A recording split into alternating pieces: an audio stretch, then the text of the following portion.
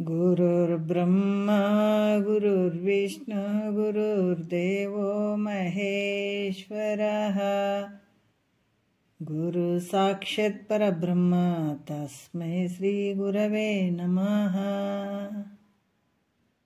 ಶ್ರೀ ಜಗದ್ಗುರು ಸಿದ್ಧಾರೂಢರ ಪಾದಕಮಲಗಳಿಗೂ, ಶ್ರೋತ್ರಿಯ ಬ್ರಹ್ಮನಿಷ್ಠ ಸದ್ಗುರು ಬಸವಾನಂದರ ಪಾದಕಮಲಗಳಿಗೂ, ಅವರ ಪ್ರತಿರೂಪದಂತಹ ನಿಜಗುಣಪ್ಪನವರ ಪಾದಕಮಲಗಳಿಗೂ ನನ್ನ ದೀರ್ಘದಂಡ ಪ್ರಣಾಮಗಳನ್ನು ಸಲ್ಲಿಸುತ್ತಾ, ಎಲ್ಲ ಮಹಾತ್ಮರ ಪಾದಕಮಲಗಳಿಗೂ ನನ್ನ ದೀರ್ಘದಂಡ ಪ್ರಣಾಮಗಳನ್ನು ಸಲ್ಲಿಸುತ್ತಾ, ಮನದಲ್ಲಿ ಸ್ಮರಿಸಿಕೊಳ್ಳುತ್ತಾ, ತಮ್ಮೆಲ್ಲರಿಗೂ ವಂದಿಸುತ್ತಾ, ಇವತ್ತಿನ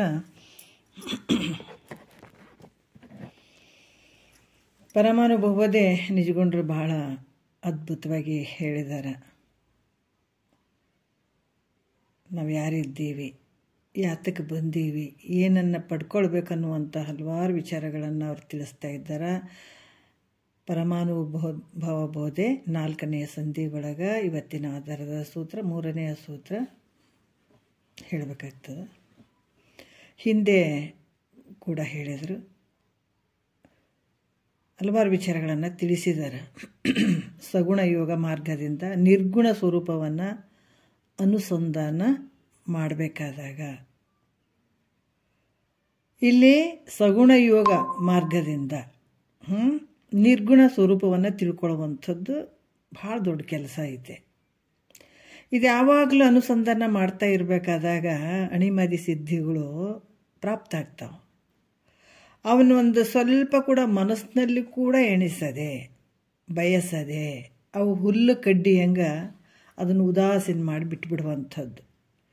ಬಿಟ್ಟು ತನ್ನ ನಿರ್ಗುಣ ಯೋಗದಲ್ಲಿ ನಿರ್ಗುಣ ಯೋಗವನ್ನು ಪ್ರಾಪ್ತಿ ಮಾಡಿಕೊಳ್ಬೇಕನ್ನುವಂಥ ಮನಸ್ಥಿತಿ, ಮನಸ್ಸಾಗುವಂಥದ್ದು, ಅಥವಾ ಅದರಲ್ಲೇ ನಿರ್ಗುಣ ಯೋಗದಲ್ಲಿ ತತ್ಪರನಾಗುವಂಥದ್ದು. ಆ ರೀತಿ ಇದ್ದಾಗ ಆತನೇ ಈ ಸಂಧಿಗೆ ಅಧಿಕಾರಿ ಆಗ್ತಾನೆ, ಈ ಒಂದು ಸಂಧಿಗೆ ಅಧಿಕಾರಿ ಆಗ್ತಾನೆ ಅಂತ ತಿಳಿಬೇಕಾಗ್ತದೆ. ಯಾವುದನ್ನು ಅಪೇಕ್ಷೆ ಮಾಡುವಂಗೆ ಇಲ್ಲ. ಅಪೇಕ್ಷೆ ಮಾಡಿದರೆ ಮತ್ತೆ ಅದು ಬೇರೆ ಲೆಕ್ಕ ಆಗಿಬಿಡ್ತದೆ. ಈ ನಿರ್ಗುಣ ಸ್ವರೂಪವನ್ನು ತಿಳ್ಕೊಳ್ಬೇಕಾದಾಗ ಇದು ಯಾವುದನ್ನು ಅಪೇಕ್ಷೆ ಮಾಡುವಂಗೆ ಇಲ್ಲ ಅಂತ ಕೂಡ ನಿನ್ನೆ ವಿಷಯದಲ್ಲಿ ಹೇಳಿದ್ದಾರೆ. ಮತ್ತು ಇಲ್ಲಿ ಕೂಡ ಯಾವ ರೀತಿ ಹೇಳ್ತಾರೆ ಅಂತಂದ್ರೆ, ಈ ಕರ್ಮಕಾಂಡ ಅನ್ನುವಂಥದ್ದು, ಉಪಾಸನೆ ಕಾಂಡ ಅನ್ನುವಂಥದ್ದು, ಜ್ಞಾನಕಾಂಡ ಅನ್ನುವಂಥದ್ದು, ಇವು 3 ಕಾಂಡಗಳು ಗುಣತ್ರಯದಿಂದ ಕೂಡಿರುವ ಕಾರಣ ಇವು ತನಗೆ ಬೇರೆ ಆಗಿರುವಂಥದ್ದು. ಯಾಕಂತಂದ್ರೆ ನೀನು ಹೆಂಗಿದೆ, ನಿರ್ಗುಣ ಸ್ವರೂಪನಾಗಿರುವಂಥವನು. ಇವು ಗುಣತ್ರಯಗಳಿಂದ ಕೂಡಿದಂಥವು, ಇವು ಯಾವ ನಿನಗೆ ಸಂಬಂಧ ಇಲ್ಲ ಅಂತ ಹೇಳಿದರು. ಈ ಒಂದು ಸೂತ್ರದಲ್ಲಿ ಬಹಳ ವಿಶೇಷವಾಗಿ ಹೇಳ್ತಾರೆ, ಶಿಷ್ಯರು ಗುರುಮುಖದಿಂದ ಮಹಾವಾಕ್ಯವನ್ನು ಶ್ರವಣ ಮಾಡೋಕ್ಕಿಂತ ಮೊದಲ ತೊಂಪದದ ವಾಚ್ಯಾರ್ಥಗಳನ್ನು ವಿಚಾರ ಮಾಡಬೇಕಾದಂಥದ್ದು. ಇವು ತಾನಲ್ಲ ಅಂತ ತಿಳಿದಿರಬೇಕಾಗ್ತದೆ. ಇದನ್ಯಾವುದು ತಿಳಿದೇನೆ ಗುರುಮುಖದಿಂದ ನೀನೇ ಬ್ರಹ್ಮ ಅಂತ ಮಹಾವಾಕ್ಯವನ್ನು ಶ್ರವಣ ಮಾಡಿದಾಗ ಅಲ್ಲಿ ಕೆಲವು ದೋಷಗಳು ಪ್ರಾಪ್ತಿಯಾಗ್ತಾವ ಅಂತ ಕೂಡ ಹೇಳ್ತಾರೆ. ಮುಂದಿನ ವಿಚಾರದಲ್ಲಿ ಏನು ಹೇಳ್ತಾರೆ ನೋಡೋಣ. ಶ್ರವಣ ಮನನ ನಿಧಿಧ್ಯಾಸನ ಇವು ದೋಷಗಳಲ್ಲಿ ಕ್ರಮವಾಗಿ ಜಡದೃಶ್ಯ, ಅಜಡದೃಶ್ಯ, ಜಡರಹಿತ ಅನ್ನುವಂಥ 3 ಭಾವನೆಗಳು ತಾಮಸ, ರಾಜಸ, ಸಾತ್ವಿಕ ರೂಪ ಗುಣಮಯಗಳಾಗಿರುವುದರಿಂದ ಇವು ಜಡಗಳಾಗಿರ್ತಾವ ಅಂತ, ಇವುಗಳನ್ನು ಕಳೆದು ಉಳಿಯುವಂಥ ತಾನು ಹೆಂಗಿದೆ ನಿರ್ದೋಷಿಯಾಗಿರುವಂಥದ್ದು, ಯಾವ ದೋಷದಿಂದ ಕೂಡದೇ ಇರುವಂಥವನು, ಇಂಥವನ್ನೇ ಇದನ್ನೇ ನಿತ್ಯವಾಗಿರುವಂಥವನು, ಸತ್ಯವಾಗಿರುವಂಥವನು ಅಂತ, ಇಂಥ ಸ್ವರೂಪವೇ ತಾನಂತ ಯಾವಾಗ ಅಪರೋಕ್ಷ ಜ್ಞಾನ ಆಗ್ತದೆ ಆವಾಗ ಮೋಕ್ಷ ಆಗ್ತದೆ ಅನ್ನುವಂಥ ವಿಚಾರವನ್ನು ಅವ್ರು ಹೇಳ್ತಾ ಬರ್ತಾರೆ. ಮತ್ತು ಗುರುವಿನಿಂದ ಅರಿವೇ ನೀನೆಂದು ಸದ್ಗುರು ತಿಳಿ ಪೇಳುವನೇ ಜಾಣರ ದೇವ. ಏನಂದ್ರೆ ಅರಿವೇ ತಾನೆಂದು ಸದ್ಗುರು ಪೇಳಿ ತಿಳಿವನೇ ಜಾಣರ ದೇವ ಅಂತ ಒಂದು ಅದರಲ್ಲಿ ಹೇಳ್ತಾರೆ ಮಹಾತ್ಮರು. ಯಾಕಂತಂದ್ರೆ ಸದ್ಗುರು ಹೇಳಿದಾನ, ನೀನು ಹೆಂಗಿದೆ ಅರಿವಿನ ಸ್ವರೂಪ ಅಂತ ಹೇಳಿದಾಗ ಅದನ್ನು ಆ ಪ್ರಕಾರ ತಿಳ್ಕೊಂಡು ಆ ಪ್ರಕಾರ ಹೋಗುವಂಥವನೇ ಜಾಣರ ದೇವ ಅಂತ ಹೇಳ್ತಾರೆ. ಇಲ್ಲಿ ಈ ಸೂತ್ರದಲ್ಲಿ 3ನೇ ಒಂದು ಸೂತ್ರದಲ್ಲಿ ಹೇಳ್ತಾರೆ, ಗುರುವಿಂದೇ ಪರತತ್ವವದು ದೋಷರಹಿತಮಾಗಿರೆ ತಿಳಿಯುವುದು ಶಿಷ್ಯ ನೆನಪನು. ಬಹಳ ಅದ್ಭುತವಾದಂಥ ವಿಚಾರವನ್ನು ಹೇಳ್ತಾರೆ ಅವರು. ಗುರುವಿಂದೇ, ಯಾರಿಂದ? ಸದ್ಗುರುವಿನಿಂದ ಪರತತ್ವವನ್ನಂದ್ರೆ ಇಂಥ ಒಂದು ಶ್ರೇಷ್ಠವಾದಂತಹ ಪರಬ್ರಹ್ಮ ಸ್ವರೂಪವನ್ನು ಇಲ್ಲಿ ಯಾವುದೇ ಒಂದು ದೋಷ ಇರದೇ ಇರುವಂಥದ್ದು. ದೋಷ ಅಂದರೆ ಏನು? ನಮ್ಮ ಅಂತಃಕರಣದಲ್ಲಿರುವಂತಹ ಯಾವುದೇ ಆಗಿರಬಹುದಲ್ಲಿ. ಯಾಕಂತಂದ್ರೆ ಈ 3 ಗುಣಗಳು, ಸತ್ವ ರಜೋ ತಮೋ ಗುಣಗಳು, ಈ 3 ಗುಣಗಳಲ್ಲಿನೇ ವ್ಯವಹಾರ ಸುತ್ತಾ ಇರ್ತದೆ. ಈ ಅಪೇಕ್ಷೆ ಮಾಡುವಂಥದ್ದು, ಜಗತ್ತಿನ ವ್ಯವಹಾರ ಪ್ರತಿಯೊಂದು ಈ ಸತ್ವ ರಜೋ ತಮೋ ಗುಣಗಳಲ್ಲೇ ಇರ್ತದೆ. ಅದಕ್ಕೆ ಇಲ್ಲಿ ಕೂಡ ಯಾವ ರೀತಿ ಅಂತಂದ್ರೆ ಶಿಷ್ಯನ ಅಂತಃಕರಣವನ್ನು ಪರಿಶುದ್ಧವಾಗಿ ಇಟ್ಕೊಂಡು ಕೇಳಬೇಕಾಗ್ತದೆ. ಗುರುವಾಕ್ಯವನ್ನು ಹೆಂಗೆ ಕೇಳಬೇಕಂತಂದ್ರೆ ಅಂತಃಕರಣ ಬಹಳ ಪರಿಶುದ್ಧವಾಗಿರ್ಬೇಕಾಗ್ತದೆ. ಅದು ಒಂದು ವೇಳೆ ಆ ಪರಿಶುದ್ಧ ಆಗದೇನೆ ಅಲ್ಲಿ ದೋಷದಿಂದ ಕೂಡಿತ್ತು ಅಂತಂದ್ರೆ ಅಲ್ಲಿ ಶ್ರವಣ ಮಾಡುವಂಥದ್ದಾಗಿರ್ಬೋದು, ಮನನ ಮಾಡುವಂಥದ್ದಾಗಿರ್ಬೋದು, ನಿಧಿಧ್ಯಾಸನ ಮಾಡುವಂಥದ್ದಾಗಿರ್ಬೋದು, ಇವು ದೋಷದಿಂದ ಕೂಡ್ತಾವೆ. ಅದಕ್ಕೆ ಇಲ್ಲಿ ಹೆಂಗಿರ್ಬೇಕಿತ್ತ ಶಿಷ್ಯನಾದಂಥವನು ಅಂತಂದ್ರೆ ಮೊದಲು ಬಹಳ ಪಕ್ಕ ಪರಿಶುದ್ಧ ಇರ್ಬೇಕತ್ತನ ಅಂತಃಕರಣ. ಹೆಂಗೆ ಅಂದ್ರೆ ಅಲ್ಲಿ ಪ್ರತಿಯೊಂದು ಈ ಗುರುವಿನ ಹತ್ರ ಬಂದು ಕೂತ್ಕೊಳ್ಬೇಕಾದಾಗ ಆತನ ಬಳಿ ಯಾವ ಭಾವಗಳು ಇರಬಾರ್ದು. ಪರಮಾತ್ಮನೇ ಗುರು, ಗುರುವೇ ಅಂತ ಹೇಳ್ಬೇಕತ್ತ ಅಂದ್ಕೊಂಡಿರ್ಬೇಕು. ಮತ್ತು ಯಾವ ಅಭಿಮಾನ ಆತನ ಬಳಿ ಇರಬಾರ್ದು. ಯಾವುದು ಅಭಿಮಾನ ಅಲ್ಲಿ ಇರಬಾರ್ದು. ಕುಂತು ಕೇಳಬೇಕಾದಾಗ ಏನಂತಂದ್ರೆ, ನಾನು ಭಾಳಷ್ಟು ಜಾಣ ಅದೀನಿ, ಭಾಳ ಶ್ರೀಮಂತದೀನಿ, ಅದಕ್ಕೆ ಗುರುಗಳು ನನಗೆ ಪ್ರೀತಿಯಿಂದ ಹೇಳಕತ್ತಾರ. ಈಗ ನಾವು ಭಾಳಷ್ಟು ಜನ ಅಂದ್ಕೊಳ್ತೀವಿ ಏನಂತಂದ್ರೆ, ಎಲ್ಲೋ ಒಂದು ಸಲ ಗುರುಗಳ ಹತ್ರ ಹೋದಾಗ ನಾವು ಭಾಳಷ್ಟು ಎಕ್ಸ್ಪೆಕ್ಟ್ ಮಾಡಿರ್ತೀವಿ ಗುರುಗಳಿಂದ. ಗುರುಗಳ ಹತ್ರ ಹೋದಾಗ ಅವರು ನಮ್ಮನ್ನು ಬರ್ರಿ ಕೂಡ್ರಿ ನಿಂದಿರ್ರಿ ಅಂತ ಏನಾದರೂ ಇಲ್ಲಿ ಕೂಡ್ರಪ್ಪ ಅಂತ ಹೇಳಿಬಿಟ್ಟು ನಮಗೆ ಪ್ರೀತಿ ತೋರಿಸಿದ್ರೆ ಗುರು ಭಾರಿ ಅದನ್ರಿ ಅಂತೇವೆ. ಅವ್ರೊಂದು ಸ್ವಲ್ಪ ಮಾತಾಡ್ಸಲಿಲ್ಲ, ಎಲ್ಲರ ಜೊತೆ ಚಂದ ಮಾತಾಡ್ಕೊತಿದ್ದು ನಮ್ಗೆ ಅಷ್ಟು ಸ್ವಲ್ಪ ನೆಗ್ಲೆಕ್ಟ್ ಮಾಡಿದ್ರೆ ಅಂದರೆ ಇಲ್ಲರಿ ಗುರುಗಳು ಯಾಕೋ ಸ್ವಲ್ಪ ಒಳ್ಳೆ ನೋಡಲಿಲ್ಲರಿ, ನಮ್ಗೆ ಅಷ್ಟು ಪ್ರೀತಿನೇ ತೋರಿಸ್ಲಿಲ್ಲ ಗುರುಗಳು ಅಂತೀವಿ. ಒಂದು ಸಲ 2 ಸಲ ಹಂಗೆ ಮಾಡಿದ್ರೆ 3ನೇ ಸಲಕ್ಕೆ ಅದೇ ಆ ಗುರುಗಳು ಬಿಡ್ರಿ, ನಮಗಾದ್ರೆ ಸ್ವಲ್ಪ ಮಾತಾಡೋಂಗಿಲ್ಲರಿ ಅವರು ಅಂತೀವಿ ಅಲ್ಲ. ಇಲ್ಲಿ ನಿಜಗುಂಡ್ರು ಹೋದ್ರು. ನಿಜಗುಂಡ್ರು ಎಲ್ಲಿ ಹೋದ್ರು? ಭುಜಲಿಂಗ ಗುರುಗಳ ಹತ್ರ ಕಳಿಸಿದ್ರು, ಶಂಭುಲಿಂಗ ಗುರುಗಳು. ಯಾರಿಗೆ? ಅಲ್ಲಿ ಹೋಗಿ ಸ್ವಲ್ಪ ಇನ್ನೊಂದು ಸ್ವಲ್ಪ ವಿದ್ಯೆ ಕಲ್ಕೊಂಡು ಬಾ ಅಂತ ಹೇಳಿಬಿಟ್ಟು ಹೋದ್ರಲ್ಲ. ಅವ್ರು ಮಾತೇ ಅಲ್ಲಿಲ್ಲ, ಸಾಷ್ಟಾಂಗ ನಮಸ್ಕಾರ ಮಾಡಿದ್ರು, ಸರ ಹೋಗ್ಬಿಟ್ರು. ಅವ್ರಿಗೆ ಗೊತ್ತಿಲ್ಲ ಅಂತ ಅಲ್ಲ, ಗೊತ್ತಿತ್ತು, ಇದು ತಿಳಿದತದಾನ ಅಂತ ಗೊತ್ತಿದ್ರು ಕೂಡ ಅವ್ರು ಕೆಲವು ಸಲ ಹಂಗೆ ಹೋದರು. ನೋಡಬೇಕು ಹೆಂಗಿದೆ ಈತನ ಮನಸ್ಥಿತಿ ಅಂತ. 5-6 ತಿಂಗಳ ತನಕ ಪತ್ತೆನೇ ಇಲ್ಲ, ಗುರು ಕರೀಲೇ ಇಲ್ಲ ಅಂತ ನಿಜಗೊಂಡ್ರು. ಅಂಥ ಒಂದು ಏನಂತಂದ್ರೆ ಸೇವಾದಿಗಳನ್ನು ಮಾಡಿದರು. ಕಟ್ಗೆ ತಂದರು, ಕಸ ಗುಡಿಸಿದ್ರು, ನೀರು ಕಾಯಿಸಿ ಕೊಡ್ತಿದ್ರು, ಎಲ್ಲ ಥರನೂ ಅಲ್ಲಿ ಮಾಡಿದರು. ಎಷ್ಟೋ ದಿವಸ ಮಾಡಿದ ನಂತರ ಆವಾಗ ಇವರನ್ನು ಕರೆದುಬಿಟ್ಟು ಮಾತಾಡಿಸಿದ್ರು ಗುರುಗಳು. ಆದರೆ ಗುರುಗಳು ನಮಗೆ ಮಾತೇ ಆಡ್ಸೋವಲ್ರಿ, ಇಷ್ಟು ದಿವಸ ಆಯಿತು ಬಂದು ನಡ್ರಿ ಹೋಗೋಣ ವಾಪಸ್ ಅಂತಂದ್ರನ? ಇಲ್ಲಲ್ಲ, ಏನಿಲ್ಲ, ಎಲ್ಲವನ್ನು ಗುರುವಿನ ಪಾದಕ್ಕೆ ಹಾಕ್ಕೊಂಡು ಭಾಳಷ್ಟು ಶುದ್ಧವಾದ ಮನಸ್ಸಿನಿಂದ ಬಂದಿದ್ದಾರೆ ಅವರು. ಹಾಗಾದಾಗ ಗುರುವಿನ ಒಂದು ಕೃಪೆ ಎಲ್ಲವನ್ನು ಸಿಕ್ಕಿತ್ತು ತಾನೆ. ನಾವು ಭಾಳಷ್ಟು ವಿಚಾರಗಳನ್ನು ನೋಡ್ಬೋದು, ಸಿದ್ಧಾರೂಢರದ ವಿಚಾರಗಳನ್ನು ನೋಡ್ಬೋದು. ಅವರು ಅಂಥ ಒಂದು ಪರಿಪೂರ್ಣವಾದಂಥ ಪರಿಪಕ್ವ ಹೃದಯ ಇದ್ದಂಥವ್ರು ಇವರೆಲ್ಲ. ಬಂದ ತಕ್ಷಣವೇ ಅವರು ನಾನು ಇಂಥಲ್ಲಿಂದ ಬಂದಿದ್ದೀನಿ, ನಾನು ಹಿಂಗದೀನಿ ಅಂತ ಹೇಳಿದ್ರು. ಅವರು ಹೇಳಿದ್ರೆ ಹಾಂ ಸರಿ ಸರಿ ಸರಿ ಅಂತೇಳಿ ಹಿಂಗೆ ಉದಾಸೀನ ಭಾವ ಮಾಡಿಕೊಂಡು ಸರ ಹೋಗ್ಬಿಟ್ರು. ಯಾರು? ಗಜದಂಡ ಗುರುಗಳು. ಗೊತ್ತಿತ್ತು, ಇವರಿಗೆಲ್ಲ ಗೊತ್ತಿದೆ, ಇಂಥ ಒಂದು ಅಧಿಕಾರಿ ಅದಾನಂತ ಗೊತ್ತಿದ್ರೂ ಕೂಡ ಅವರು ಹೋದರು. ಆದರೆ ನಾ ಹಿಂಗೆ ಬಂದೀನಿ, ಗುರುಗಳು ಹಿಂಗೆ ಹಿಂಗೆ ಹಿಂಗೆ ಮಾಡಿ ಹೋಗ್ಬಿಟ್ರು, ನನಗೊಂದು ಸ್ವಲ್ಪನ ಅವರು ಕೇರ್ ಮಾಡಲಿಲ್ಲ ಅಥವಾ ನನಗೆ ಇದು ಮಾಡಲಿಲ್ಲ ಅಂತ ಏನಾರ ಅಂದ್ಕೊಂಡು ಅದು ಬಿಟ್ರೇನವರು. ಇಲ್ಲ, ಗುರುಗಳು ಯಾವಾಗ ತಮ್ಮ ಮನಸ್ಸಿಗೆ ಬಂದು ತಮ್ಮ ಇದರಿಂದ ಯಾವಾಗ ನನಗೆ ಕರೀತಾರ ಅಂತ ಅವ್ರು ಕಾಯ್ತಾ ಇದ್ರು. ಕಾಯ್ದು ಎಲ್ಲ ಸೇವೆಗಳನ್ನು ಮಾಡಿ ಎಲ್ಲೋ ಒಂದು ಕಡೆ ಕೂತ್ಕೊಂಡು ಇದನ್ನು ವಿಚಾರಗಳನ್ನು ಕೇಳ್ತಾ ಇದ್ರು. ಇಲ್ಲಿ ಹೇಳುವಂಥದ್ದು ಒಂದು ಉದ್ದೇಶ ಹೇಳ್ತಾ ಇದ್ದಾರ, ಇಂಥ ಜ್ಞಾನ ಅಳವಡಬೇಕಾಗಿತ್ತು ಅಂದ್ರೆ ನಿನ್ನಲ್ಲಿ ಅಂತಃಕರಣ ಭಾಳ ಪರಿಶುದ್ಧವಾಗಿರಬೇಕು. ಅದು ಬಿಟ್ಟು ಗುರುಗಳು ಹೆಂಗದಾರ್ರಿ, ಇವ್ರಿಗೆ ಹಿಂಗೆ ಮಾಡ್ಬೇಕೇನ್ರಿ, ಅವ್ರು ಹಂಗೆ ಮಾಡ್ಬೇಕೇನ್ರಿ, ಹಿಂಗೆ ಕೇಳೋದಿರ್ತದನ. ಅಲ್ಲಿ ಕೂತ್ಕೊಂಡು ಕೇಳಿದಾಗ ಈ ತನ್ನ ಅಂತಃಕರಣ ಹೆಂಗಿರಬೇಕು ಅಂದ್ರೆ, ಈಗ ಭಾಳಷ್ಟು ಜನ ನಾವು ಭಾಳ ದೊಡ್ಡ ಶ್ರೀಮಂತರು ಅಂತ ಅಂದ್ಕೊಂಡಾಗ ಹೋಗಿ ಕೂತ್ಕೊಂಡು ಕೇಳ್ತಾ ಇದ್ದಾಗ ಮನಸ್ಸಿನಲ್ಲಿ ಭಾಳ ಒಳ್ಳೆ ಮೇಲ್ಮಟ್ಟದ ವಿಚಾರ ಹೇಳ್ತಾ ಇದ್ದಾರೆ ಅಂತಂದಾಗ, ಗುರು ಹೇಳ್ತಾ ಇದ್ದಾನಂತಂದಾಗ ಈತ ಏನು ಮಾಡ್ತಾನೆ, ಹೋಗಿ ಕೂತ್ಕೊಂಡು ನಾ ದೊಡ್ಡ ಶ್ರೀಮಂತ ಇದ್ದೀನಿ, ಅದಕ್ಕೆ ಗುರುಗಳು ಭಾಳ ಚಂದ ನನಗೆ ಹೇಳಕತ್ತಾರ ಅಂತ ಒಂದು ಅಭಿಮಾನ ಅಲ್ಲಿ ಉಳ್ಕೊಂಡಿರುವಂಥದ್ದು. ದೊಡ್ಡ ಅಧಿಕಾರಿ ಬಂದಿದ್ದೀನಿ, ಆತ ಕುಂತು ಕೇಳ್ತಾ ಇದ್ನಂದ್ರೆ, ಇಲ್ಲ ನಾ ದೊಡ್ಡ ಅಧಿಕಾರಿ ಇದ್ದೀನಿ, ಗುರುಗಳು ನನಗೆ ಅದಕ್ಕೆ ಪ್ರೀತಿಯಿಂದ ಹೇಳಕತ್ತಾರ ಅನ್ನುವಂಥ ಒಂದು ಅಭಿಮಾನ ಇರುವಂಥದ್ದು. ದೊಡ್ಡ ಮಿನಿಸ್ಟ್ರ್ ಅದೀನಿ ನಾನು, ಗುರುಗಳು ಅದಕ್ಕೆ ನನಗೆ ಕುಂದಿರಿಸ್ಬಿಟ್ಟು ಹೇಳಕತ್ತಾರ ಅನ್ನುವಂಥದ್ದು ಒಂದು ಅಭಿಮಾನ.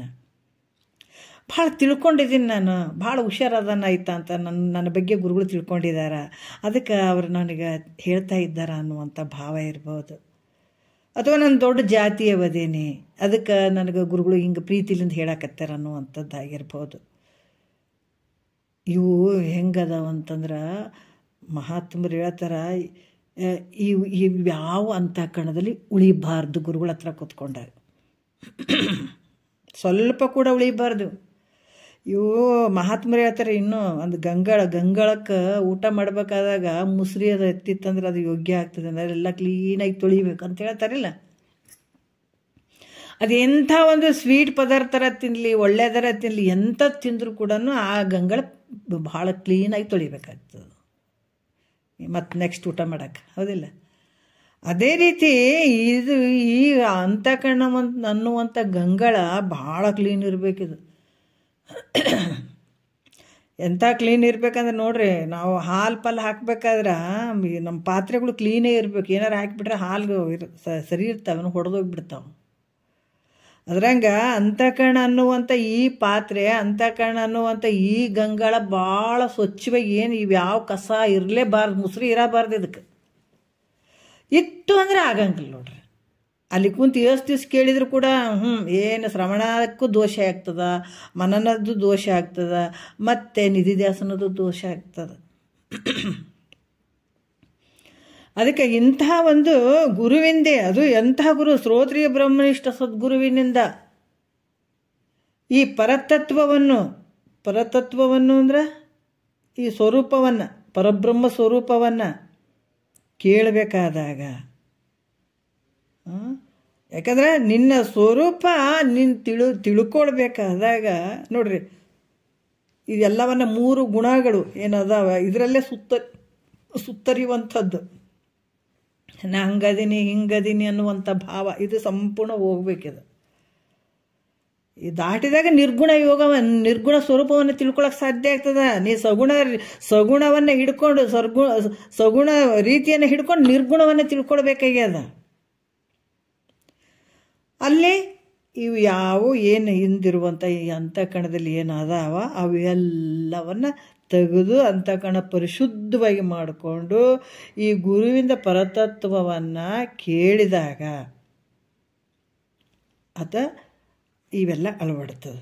ಅದಕ್ಕೆ ಶಿಷ್ಯ ಅಂತ ಹೇಳ್ತಾರೆ, ಹಿಂಗೆ ಕೇಳಬೇಕಾಗ್ತದೆ. ಅದಕ್ಕೆ ನಿಜ ಶಿಷ್ಯ ಅಂತ ಕೂಡ ಹೇಳ್ತಾರೆ. ಇದಕ್ಕೆ ಅಂಥ ಗುರುವಿನಲ್ಲಿ ಆ ಶ್ರದ್ಧೆ, ಭಕ್ತಿ, ನಂಬಿಕೆ ಇಟ್ಕೊಂಡು ಇವೆಲ್ಲ ತನ್ನ ಅಂತಃಕರಣವನ್ನು ಶುದ್ಧವಾಗಿ ಇಟ್ಕೊಂಡು ಆತನ ಹುಡ್ತೀನಿ, ನಾ ಸಾಯ್ತೀನಿ, ಮತ್ತು ನಾನು ಹಂಗದೀನಿ ಹಿಂಗದೀನಿ, ಕರ್ಗದೀನಿ ಬೆಳಗದೀನಿ, ನಾ ಇಂಥ ವ್ಯವಹಾರ ಮಾಡವದೀನಿ, ನಾ ಶ್ರೀಮಂತದೀನಿ, ನಾ ಇಂಥ ಜಾತ್ಯವದೀನಿ, ಇಂಥ ಕುಲದವದೀನಿ, ಇಂಥ ಒಂದು ಪಂಡಿತದೀನಿ, ಇವೆಲ್ಲ ಮುಸ್ರಿಗಳು ತೆಗೆದು ಹಾಕಿ ಗುರುವಿನ ಹತ್ರ ಬಂದು ಕೂತ್ಕೋಬೇಕು. ಅಂದಾಗ ಮಾತ್ರ ಇವು ಶ್ರಾವಣ ಮಾನನ ನಿಧಿ ಪಳ ಪಳ ಪಳ ಹೊಳಿತಾವ. ಇಲ್ಲಾಂದ್ರೆ ನೀನು ಮೊಬ್ಬಗೆ ಕಾಣ್ತೀವಿ, ಯಾವ ನಿನಗೆ ಗೊತ್ತಾಗೋದೇ ಇಲ್ಲ. ಏನಾದರೂ ಇದ್ರಾಗ ಒಂದು ಚೂರು ಇಟ್ಕೊಂಡ್ರೆ ಆಗಂಗಿಲ್ಲ ಅಂತಾರೆ ನೋಡ್ರಿ ಗುರುಗಳು. ಅದಕ್ಕೆ ಇದನ್ನು ವಿಶೇಷವಾಗಿ ಹೇಳ್ತಾ ಇದ್ದಾರೆ. ಏನಾದ್ರು ಒಂದು ಸ್ವಲ್ಪ ಗುರುವಿನ ಹತ್ರ ಕೂತ್ಕೊಂಡಾಗ ಒಂದು ಅಭಿಮಾನ, ಅದಕ್ಕೆ ಗುರುವಿನ ಹತ್ರ ಬಂದು ಕೂತ್ಕೊಳ್ಬೇಕಾದ್ರೆ ಇವೆಲ್ಲ ತೆಗೆದು ಬಿಸಾಕಿ ಸ್ವಚ್ಛ ಶುದ್ಧವಾದ ಮನಸ್ಸಿನಿಂದ ಗುರುವಿನ ಮುಂದೆ ಕುಂತು ಇದನ್ನು ಕೇಳಬೇಕಾದಂಥದ್ದು ಭಾಳ ಯೋಗ್ಯ.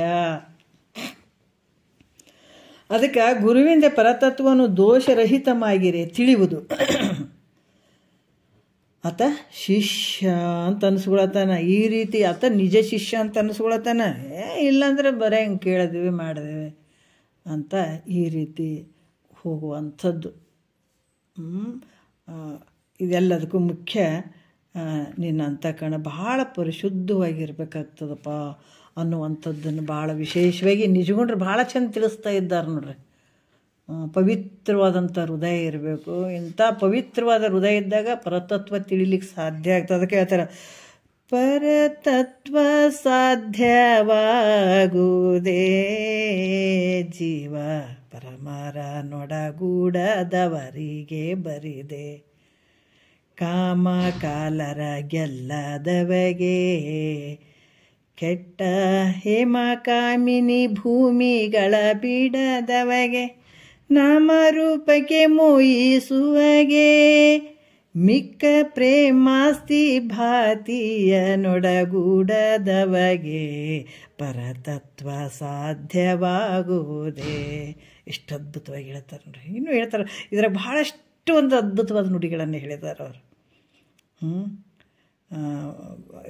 ಭಾಳ ಈ ಒಂದು ನುಡಿಯಲ್ಲಿ ಅಂಥ ಒಂದು ಅದ್ಭುತ. ಯಾಕಂದ್ರೆ ಪರತತ್ವ ಸಾಧ್ಯವಾಗುವುದೇ ನೋಡಿ ಏನು ಹೇಳ್ತಾರೆ, ಹೇಮ ಕಾಮಿನಿ ಭೂಮಿಗಳ ಬಿಡದವಗೆ, ನಾಮರೂಪಕ್ಕೆ ಮುಯಿಸುವವಗೆ, ಮಿಕ್ಕ ಪ್ರೇಮಾಸ್ತಿ ಭಾತಿಯ ನೊಡಗೂಡದವಗೆ ಪರತತ್ವ ಸಾಧ್ಯವಾಗುವುದೇ, ಕಾಮ ಕಾಲರ ಗೆಲ್ಲದವಗೆ, ಕಾಮ ಅಪೇಕ್ಷೆ ಪಡುವಂಥದ್ದು ಕಾಮ ಕಾಲ ಗೆಲ್ಲದವಗೆ, ಕೆಟ್ಟ ಹೇಮ ಕಾಮಿನಿ ಭೂಮಿಗಳ ಬಿಡದವಗೆ, ನಾಮರೂಪಕ್ಕೆ ಮೂಯಿಸುವವಗೆ, ಮಿಕ್ಕ ಪ್ರೇಮಾಸ್ತಿ ಭಾತಿ ಎಂಬ ಇವನ್ ಒಡಗೂಡದವಗೆ ಅಂತ ಮಹಾತ್ಮರು ಹೇಳ್ತಾರೆ. ಹಾಗಾಗಿ ನಿನ್ನಲ್ಲಿ ಏನಾದರೂ ಒಂದು ಸ್ವಲ್ಪ ಅಭಿಮಾನ ಇತ್ತು ಮನಸ್ಸಿನಲ್ಲಿ ಅಂತಂದಾಗ ಎಷ್ಟು ಸೂಕ್ಷ್ಮವಾಗಿ ಮಾತು ಹೇಳ್ತಾರೆ ನೋಡ್ರಿ ನಿಜಗೊಂಡ್ರೆ. ಯಾಕಂದ್ರೆ ಒಂದು ಚೂರು ಕಸರಿ ಇರಬಾರ್ದು. ಕೇಳಬೇಕಾದಾಗ ಒಂದು ಸ್ವಲ್ಪ ಏನಾರು ಇದ್ರೆ ಇದಕ್ಕೆ ಪ್ರತಿಬಂಧಕ ಆಗ್ತದಂದ್ರೆ ಇದು ತಿಳಿಗೊಡಂಗಿಲ್ಲ ಅನ್ನೋದಕ್ಕಾಗಿ ಸೂಕ್ಷ್ಮ ವಿಚಾರ ಹೇಳ್ತಾರೆ ನೋಡ್ರಿ. ಎಂಥ ವಿಚಾರ ಹೇಳ್ತಾರೆ. ಅಪ್ಪ ಅಮ್ಮ ಹೇಳ್ತಾರಿಲ್ಲ, ನೋಡಪ್ಪ ಇದನ್ನು ಹಿಂಗೆ ಮಾಡು ಹಿಂಗಾದ್ರೆ ಸರಿ ಆಗ್ತದೆ ನೋಡು, ಇದ್ರಾಗ ಒಂದು ಚೂರು ಇದು ಮಾಡ್ಬಾರ್ದು ನೋಡು ಅಂತ ನಾವೇನೋ ತಪ್ಪು ಅನಿಸ್ದಾಗ ಹೇಳ್ತೀವಲ್ಲ, ಅವ್ರು ಹಂಗೆ ಹೇಳ್ತಾರೆ ನೋಡು. ಗುರು ಶ್ರೋತ್ರಿಯ ಬ್ರಹ್ಮನಿಷ್ಠ ಸದ್ಗುರು ಸಿಕ್ಕಿದಾನಂದರೆ ನಿನ್ನಲ್ಲೇ ಇರುವ ಅಂತಃಕರಣವನ್ನು ಭಾಳ ಪರಿಶುದ್ಧವಾಗಿ ಕುಂತ್ಕೊಂಡು ಕೇಳು, ಅದನ್ನೆಲ್ಲ ಬಿಟ್ಬಿಡು. ಏನದಾವ ಭಾಳಷ್ಟು ವಿಚಾರಗಳನ್ನು ಹೇಳ್ತಾರೆ, ಅವೆಲ್ಲವನ್ನ ನೀನು ಬಿಟ್ಬಿಡು. ಅದಕ್ಕೆ ಹೇಳ್ತಾರೆ, ಸದಾ ಅರಿವಿಲ್ಲಿ ನಡಿತಮ್ಮ ಮುಂದ ಅದು ಮರಿಬೇಕು ಆದುವುದರಿಂದ, ಹಿಂದಲು ಮುಂದಲು ಅವನು ಏನೇನೋ ಇಟ್ಕೊಂಡು ಏನೇನೋ ಮಾಡ್ಕೊತ ಕುಂತ್ರೆ ಇದು ಇಂಥ ಪರತತ್ವ ಸಾಧ್ಯ ಆಗ್ತದೇನಪ್ಪ ಅಂದ್ರೆ ಆಗಂಗಿಲ್ಲ. ಅದಕ್ಕೆ ಈತ ಏನು ಮಾಡಬೇಕು ಅಂತಂದ್ರೆ ಅಂತಃಕರಣವನ್ನು ಭಾಳ ಪರಿಶುದ್ಧವಾಗಿ ಇಟ್ಕೊಂಡು ಅಲ್ಲಿ ಕೇಳಿದಾಗ ಪವಿತ್ರತೆಯಿಂದ ಕೂಡಿದಂಥ ಪರಿಶುದ್ಧವಾದಂಥ ಅಂತಃಕರಣವನ್ನು ಇಟ್ಕೊಂಡು ಕುಂತಂತೆ ಕೇಳುವಂಥ ಭಾಗ್ಯವಂತನು ಈತ. ಭಾಗ್ಯವಂತ ಈ ರೀತಿ ಎಲ್ಲವನ್ನ ಬಿಟ್ಕೊಂಡು ಪರತತ್ವದ ವಿಷಯವನ್ನು ಕೇಳಬೇಕಂತ ಕುಂತ ಈತ ಭಾಗ್ಯವಂತನು ಪರಿಶುದ್ಧನಾಗಿರ್ಬೇಕಾಗ್ತದ. ಅಂದಾಗ ಇಂಥ ಒಂದು ಪರತತ್ವದ ಸ್ವರೂಪ ನಿರ್ಗುಣ ಸ್ವರೂಪವನ್ನು ತಿಳ್ಕೊಳ್ಳಿಕ್ಕೆ ಸಾಧ್ಯ ಆಗ್ತದೆ. ಇಲ್ಲಾಂದ್ರೆ ಇದು ತಿಳ್ಕೊಳ್ಳಿಕ್ಕೆ ಸಾಧ್ಯ ಇಲ್ಲ. ಅದಕ್ಕೆ ಈ ಸದ್ಗುರುವಿನಿಂದ ನೀನು ಪರಬ್ರಹ್ಮನಿದ್ದಿ ಅನ್ನುವಂಥ ಮಹಾವಾಕ್ಯದ ಅರ್ಥವನ್ನು ಶ್ರವಣ ಮಾಡ್ತಕ್ಕಂಥದ್ದು. ತೊಂಪದದ ಶೋಧನೆ ಮಾಡಿಕೊಂಡು ಇಂಥ ಒಂದು ಜೀವಾತ್ಮ ತನ್ನಲ್ಲಿರುವಂಥ ಏನದವಿಂಥ ಭಾವಗಳನ್ನೆಲ್ಲ ತೆಗೆದು ಆತ ಗುರುವಿನ ಮುಖಾಂತರ ನೀನೇ ಪರಬ್ರಹ್ಮ ಸ್ವರೂಪ ಇದ್ದೀಯ ತತ್ವಮಸಿ ವಾಕ್ಯವನ್ನು ಮಹಾವಾಕ್ಯದ ಅರ್ಥವನ್ನು ಶ್ರವಣ ಮಾಡ್ತಕ್ಕಂಥದ್ದು. ಇಲ್ದಿದ್ರೆ ಶ್ರವಣಾದಿ 3 ದೋಷಗಳಿಂದ ಕೂಡಿದ ಬ್ರಹ್ಮನನ್ನು ನೋಡ್ರಿ. 3 ದೋಷಗಳಿಂದ ಕೂಡಿದ ಬ್ರಹ್ಮವನ್ನು ಇಲ್ಲಿ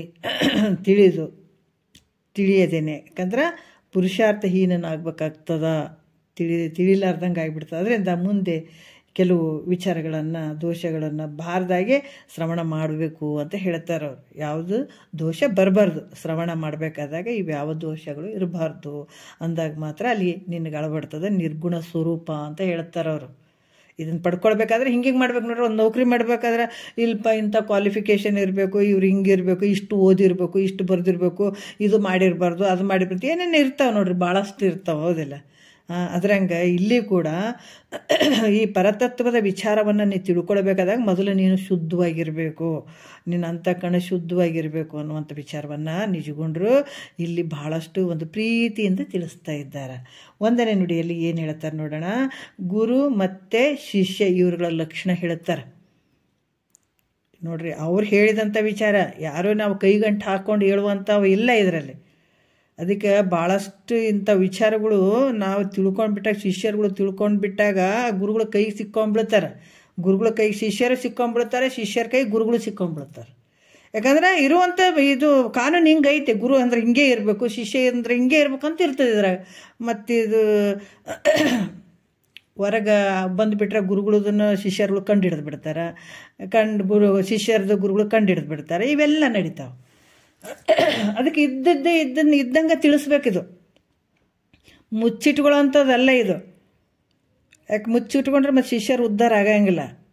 ಇದು ಒಂದು ಕಾನೂನು. ಇದು ನಾವು ಮುಕ್ತಿಗೆ ಹೋಗ್ಬೇಕಂತಂದಾಗ ಹಿಂಗೆ ಹೋಗ್ಬೇಕು ಅನ್ನೋದು ಸಂಸಾರ ಇದೆಲ್ಲ ನಾವು ಮಾಡಬೇಕು, ಜೀವನ ಮಾಡ್ಬೇಕಂದ್ರೆ ನಮಗೊಂದು ಕಾನೂನು ಐತಿಲ್ಲ, ಅದೇ ಪ್ರಕಾರ ನಾವು ನಡ್ಕೊಳ್ತೀವಿ.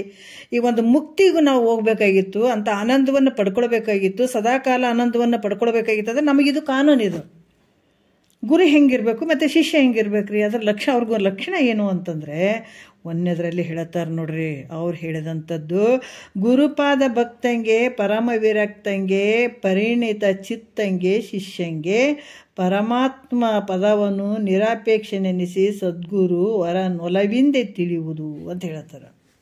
ಗುರುಪಾದ ಭಕ್ತಂಗೆ ಅಂದರೆ ಇಲ್ಲಿ ಏನು ಹೇಳ್ತಾರ, ಗುರುವಿನ ಸೇವೆಯನ್ನು ಮಾಡುವಂಥವನು ಅಂದ್ರೆ ಸೇವಾ ತತ್ಪರನಾದಂಥ, ಸೇವೆಯನ್ನು ಮಾಡುವಂಥವನು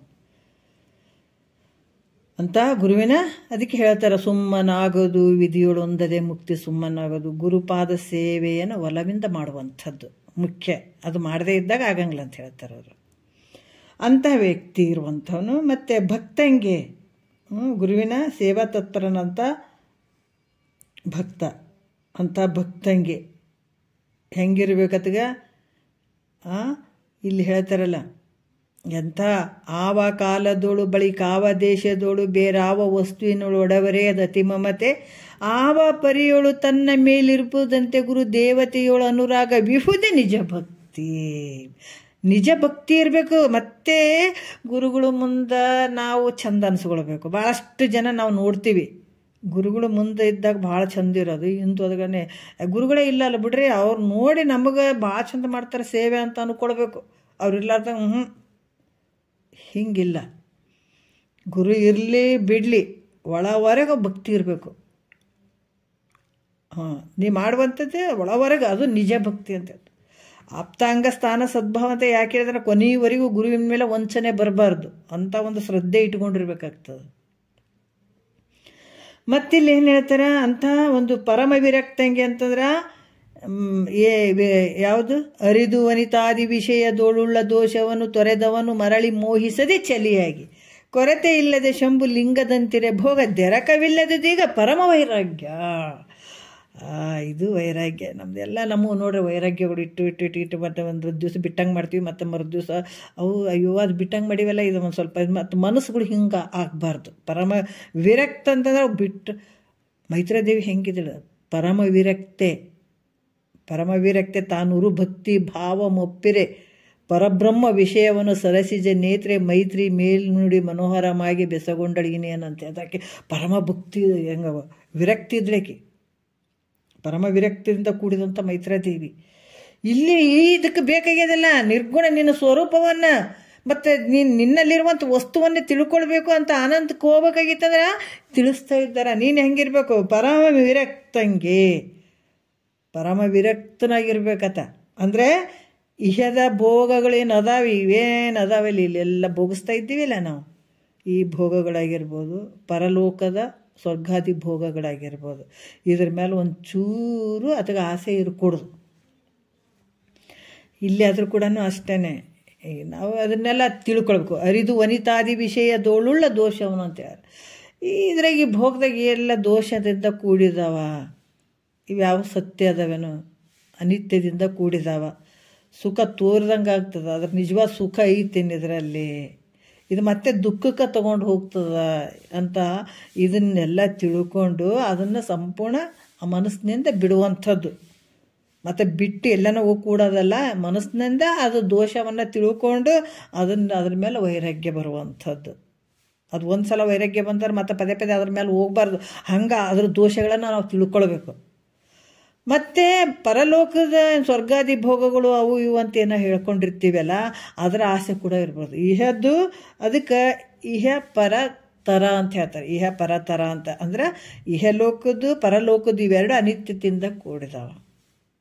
ಪರತರ ಅಂದ್ರೆ ಸದ್ಗುರುವಿನ ಮೂಲಕ ಆಗುವಂಥ ಆನಂದ, ಅಂದ್ರೆ ಆ ಸದ್ಗುರುವಿನ ಮುಖಾಂತರ ಶ್ರವಣ ಮನನ ನಿಧಿಧ್ಯಾಸನದಿಂದ ಆಗುವಂಥದ್ದು ಪರತರ ಆನಂದ. ಇಹ ಆನಂದ, ಪರ ಆನಂದ, ಪರತರ ಆನಂದ, 3 ರೀತಿ ಅಂತ ಇರ್ತಾವಿಲ್ಲಿ. ಇಹ ಆನಂದ ಈ ಭೋಗದಲ್ಲಿ ಕಾಣುವಂಥ ಆನಂದ. ಪರ ಆನಂದ ಅಂದ್ರೆ ಈ ಮುಂದೆ ನಾವು ಹೋದ ಮೇಲೆ ಸ್ವರ್ಗಾದಿ ಭೋಗಗಳನ್ನು ಅನುಭವಿಸುವಂಥದ್ದು, ಅದು ಆನಂದ. ಇವೆರಡು ಆನಂದ ಅನಿತ್ಯದಿಂದ ಕೂಡಿದಾವೆ, ನಿತ್ಯ ಆದಂಥದ್ದು ಅಲ್ಲ.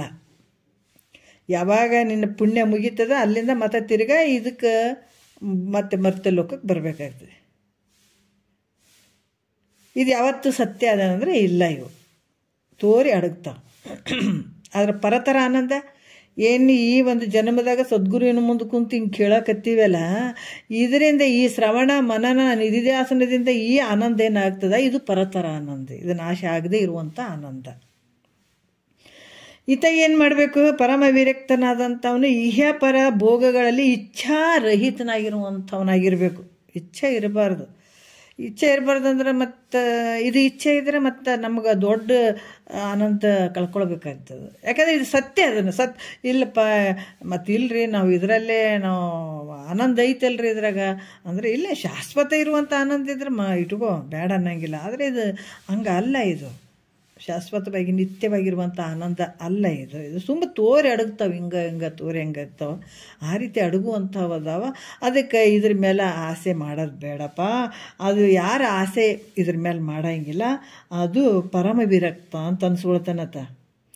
ಪರಿಣಿತ ಚಿತ್ತಂಗಿ ಅಂತಂದ್ರೆ ಪರಿಶುದ್ಧ ಅಂತಃಕರಣವಾದಂಥ ಮನಸ್ಸು ಇದ್ದಂಥ ಮನಸ್ಸು ಪರಿಶುದ್ಧವಾಗಿರ್ಬೇಕು. ಅಂತಃಕರಣ ಹೆಂಗಿರ್ಬೇಕಂದ್ರೆ ಪರಿಶುದ್ಧವಾಗಿರ್ಬೇಕು, ಅಲ್ಲಿ ಏನೇನು ಇರಬಾರ್ದು ನೋಡ್ರಿ. ಅದಕ್ಕೇನಾಯ್ತು, ಅಂತಃಕರಣದಲ್ಲಿ ಅದು ಭಾಳ ಕ್ಲೀನ್ ಇರಬೇಕು, ಪರಿಶುದ್ಧವಾಗಿರಬೇಕು. ಅಂಥ ಪರಿಶುದ್ಧ ಅಂತಃಕರಣ ಉಳ್ಳಂಥವನು ಅಂಥ ಶಿಷ್ಯನಿಗೆ, ಆ ಶಿಷ್ಯನಿಗೆ ಸದ್ಗುರು ಅರನು ನೋಡ್ರಿ. ಇಂಥ ಶಿಷ್ಯ ಇರ್ಬೇಕತ್ತ, ಅಧಿಕಾರಿಯಾಗಿರ್ಬೇಕು, ಈ ಜ್ಞಾನಕ್ಕೆ ಅಧಿಕಾರಿಯಾಗಿರ್ಬೇಕತ್ತ. ಅದಕ್ಕೆ ಇಂಥ ಶಿಷ್ಯಂಗೆ ಈ ಸದ್ಗುರುಗಳು ಏನು ಹೇಳ್ತಾರೆ, ಪರಮಾತ್ಮ ಪದವನು ಅಂದರೆ ಪರಬ್ರಹ್ಮ ಸ್ವರೂಪವನು. ಪರಮಾತ್ಮ ಪದ ಅಂದ್ರೇನು, ಪರಬ್ರಹ್ಮದ ಸ್ವರೂಪವನ್ನು ಏನು ಹೇಳ್ತಾರೆ, ನಿರಪೇಕ್ಷೆ ನೆನೆಸಿ. ನಿರಪೇಕ್ಷೆ ಅಂದರೆ ಇಲ್ಲಿ ಭಾಳ ಮುಖ್ಯವಾದಂಥ ವಿಚಾರಗಳನ್ನು ಹೇಳುತ್ತಾರೆ. ಯಾವುದು ಮುಚ್ಚಿಟ್ಕೊಂಡು ಇಟ್ಕೊಳಕ್ಕಾಗಲ್ಲ ಇಲ್ಲಿ. ಅವರು ಅಷ್ಟು ಅದ್ಭುತವಾಗಿ ಹೇಳುತ್ತಾರೆ ಅವರು. ಆತ ಶಿಷ್ಯ ಕೂಡ ಹೆಂಗಿರಬೇಕು, ವಿವೇಕ ವೈರಾಗ್ಯಾದಿ ಸಾಧನ ಚತುಷ್ಟಯ ಸಂಪನ್ನನುಳ್ಳವನಂತ ಆತ ಶಿಷ್ಯ ಇರಬೇಕು. ಆತ ಅಧಿಕಾರಿ ಅದನ್. ಮತ್ತು ಇದ್ರಾಗ ಒಂದು ಏನೋ ಇರಲಿಲ್ಲ ಮಾಡಲಿಲ್ಲ ಅಂತಂದ್ರೆ, ಇವ್ಯಾವ ಇರಲಿಲ್ಲ ಆತನ ಬಲ್ಲೆ ಅಂತಂದ್ರೆ ಆತ ಅನಧಿಕಾರಿ, ಆತ ಹೇಳ್ಬಾರ್ದು. ಇವೆಲ್ಲವನ್ನು ಮೈಗೂಡಿಸ್ಕೊಂಡು ಕೂತ್ಕೊಂಡಿದ್ದಾನಲ್ಲ, ಇಂಥ ಶಿಷ್ಯನನ್ನು ಕುರಿತು ಗುರುಗಳು ಅಪೇಕ್ಷೆ ಇಟ್ಕೊಂಡು ಹೇಳ್ಬೇಕೇನ. ಶಿಷ್ಯ ಭಾಳ ಶ್ರೀಮಂತ ಅದನೋ ಏನೋ, ಹೆಂಗದನ, ಅಧಿಕಾರಿ ಅದನೋ, ಶ್ರೀಮಂತ ಅದನೋ, ರಾಜ ಅದನೋ, ಏನದಾನ, ಆತನಿಂದ ನನಗೇನು ಬರಬೇಕು, ಕಾರ್ ಕೊಡಿಸ್ತಾನೋ ಅಥವಾ ಎಲ್ಲಾದರೂ ಜಾಗ ಕೊಡ್ತಾನೋ ಅಥವಾ ಏನಾದರೂ ಹೊಲ ಪಲ್ದಾಗ ಕಾಳು ಕಡಿದ್ರಿ ಎಲ್ಲ ತಂದು ನನ್ನ ಮಠಕ್ಕಾಗ್ತಾನೋ, ಇಂಥ ಆಸೆ ಇಟ್ಕೊಂಡು ಕೇಳ್ಬೇಕೇನು ಗುರುಗಳು. ನಿರಾಪೇಕ್ಷೆ ಶಿಷ್ಯನಲ್ಲಿ ಒಂದು ಚೂರು ಅಪೇಕ್ಷೆ ಮಾಡೋಂಗಿಲ್ಲತ. ಆದರೆ ಶಿಷ್ಯ ಗುರುಗಳಿಗೆ ಪ್ರೀತಿಲಿಂದ ಕೊಟ್ಟರೆ ತೊಗೋಬೋದಂತ ಇದು, ಮತ್ತು ತೊಗೋಬಾರ್ದಂತಲ್ಲ, ತೊಗೋಬಹುದು ಪ್ರೀತಿಯಿಂದ ಅತ್ತ ಕೊಟ್ರೆ. ಆದರೆ ಈತ ಬೇಡವಂಗಿಲ್ಲ, ಅಪೇಕ್ಷೆ ಮಾಡೋಂಗಿಲ್ಲ, ಬೇಡಂಗಿಲ್ಲ, ಬೇಡುವವನು ಗುರುನೇ ಅಲ್ಲ ಹೇಳ್ಬಿಡ್ತಾರೆ ನೋಡ್ರಿ. ಯಾರು ಬೇಡ್ತಾರ ಅವ್ರ ಗುರು ಅಲ್ಲ ಅಂತ ಹೇಳ್ಬಿಡ್ತಾರೆ ಅವರು. ನಿರಾಪೇಕ್ಷೆ ಅಂತ ಹೇಳಿದ್ದಾರೆ ಅವರು, ನಿರಾಸೆ ಅಂತ ಹೇಳಿದಾರೆ, ನಿರಾಭಾರಿ ಅಂತ ಹೇಳಿದ್ದಾರೆ ಅವರು. ಗುರು ಅಂದರೆ ಇದು ಯಾಕೆ ನಿರಾಪೇಕ್ಷೆ ಅಂತ ಹೇಳಿದ್ರು ಅಂದ್ರೆ, ಸದ್ಗುರು ಏನು ಹೇಳ್ತಾನ ಅವು ಶಿಷ್ಯನ ಅಂತಕಣಕ್ಕೆ ತಲುಪಂಗಿಲ್ಲ. ಆತನಲ್ಲಿ ಅಪೇಕ್ಷೆ ಇತ್ತು ಅಂದ್ರೆ, ಆತನ ಬಳಿ ಯಾವುದೋ ಒಂದು ಅಪೇಕ್ಷೆ ಇತ್ತು, ಶಿಷ್ಯನಿಂದ ಅಪೇಕ್ಷೆ ಪಟ್ಕೊಳ್ಳುವಂಥ ಭಾವ ಏನಾದರೂ ಇತ್ತು, ಆತನೇನಾದರೂ ಪಡ್ಕೊಳ್ಬೇಕು ಅನ್ನುವಂಥ ಭಾವ ಇತ್ತು. ಶಿಷ್ಯ ಶ್ರೀಮಂತದನ, ಶಿಷ್ಯ ದೊಡ್ಡ ಅಧಿಕಾರಿ ಅದನ, ಶಿಷ್ಯ ಮಿನಿಸ್ಟ್ರ್ ಅದನ, ಅಂಥದ್ದಿಗೆ ನಾನು ಹೇಳ್ತೀನಿ, ಆತನಿಂದ ನನಗೆ ಕೆಲಸ ಆಗ್ತದ ಮುಂದಂತ ಅನ್ನುವಂಥ ಭಾವ ಇಟ್ಕೊಂಡು ಏನಾದರೂ ಸದ್ಗುರು ಹೇಳಕ್ಕೆ ಹೋದನಂದ್ರೆ ಈ ವಾಕ್ಯಗಳು ಶಿಷ್ಯನಿಗೆ ಅಳವಡಂಗಿಲ್ಲ, ಟಚ್ ಆಗಂಗಿಲ್ಲ. ಸ್ವಲ್ಪ ಆಸೆ ಇದ್ರೂ ಕೂಡ ಟಚ್ ಆಗಂಗಿಲ್ಲ. ಭಾಳಷ್ಟೇ ನಾವು ನೋಡ್ತೀವಿ ನೋಡ್ರಿ. ಯಾಕಂದ್ರೆ ಈ ಹಾವು ಕಡ್ದಾಗ ಔಷಧ, ನಾನು ಹೇಳಿದ್ದೀನಿ, ಮಾತು ಹೇಳಿದ್ದೀನಿ, ಯಾವುದೋ ಒಂದು ರೋಗ ಇದ್ದಾಗ ಅಥವಾ ಏನೋ ಒಂದು ಔಷಧ ಹಳ್ಳಿಗಳದಾಗ ಸ್ವಲ್ಪ ಔಷಧ ಕೊಡ್ತಿರ್ತಾರೆ. ಅವ್ರು ಅಂತಾರೆ, ಇಲ್ರಿ ನಮ್ಮ ಮೊದಲಿಂದ ತೊಗೊಳಂಗಿಲ್ಲ, ದುಡ್ಡು ತೊಗೊಳಂಗಿಲ್ಲ, ತೊಗೊಂಡ್ರೆ ಔಷಧಿ ಹತ್ತಂಗಿಲ್ರಿ, ಅದಕ್ಕೆ ನಾವು ತೊಗೊಳಂಗಿಲ್ಲ ಅಂತಾರೆ. ನೀವು ಕೊಡಬೇಕಾದ್ರೆ ಅಲ್ಲೇ ದೇವ್ರ ಗುಡಿ ಅದ, ಬೇಕಾದ್ರೆ ಅಲ್ಲೇ ಇಟ್ಟು ಹೋಗ್ರಿ, ಆದ್ರೆ ನಾವು ಮಾತ್ರ ತೊಗೊಳಂಗಿಲ್ಲ, ಇಲ್ಲಾಂದ್ರೆ ಔಷಧ ಕೆಲಸ ಮಾಡಂಗಿಲ್ರಿ ಅಂತ.